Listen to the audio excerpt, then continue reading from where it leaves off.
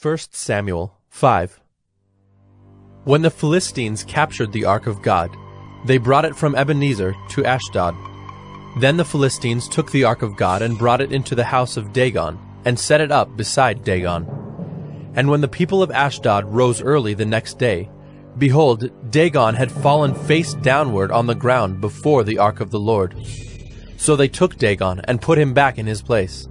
But when they rose early on the next morning, behold, Dagon had fallen face downward on the ground before the ark of the Lord, and the head of Dagon and both his hands were lying cut off on the threshold.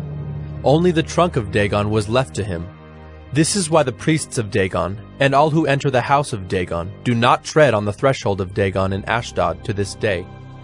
The hand of the Lord was heavy against the people of Ashdod, and he terrified and afflicted them with tumors, both Ashdod and its territory. And when the men of Ashdod saw how things were, they said, "The ark of the God of Israel must not remain with us, for his hand is hard against us and against Dagon our God." So they sent and gathered together all the lords of the Philistines, and said, "What shall we do with the ark of the God of Israel?" They answered, "Let the ark of the God of Israel be brought around to Gath." So they brought the ark of the God of Israel there. But after they had brought it around, the hand of the Lord was against the city, causing a very great panic, and he afflicted the men of the city, both young and old, so that tumors broke out on them.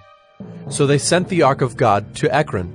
But as soon as the ark of God came to Ekron, the people of Ekron cried out, "They have brought around to us the ark of the God of Israel to kill us and our people."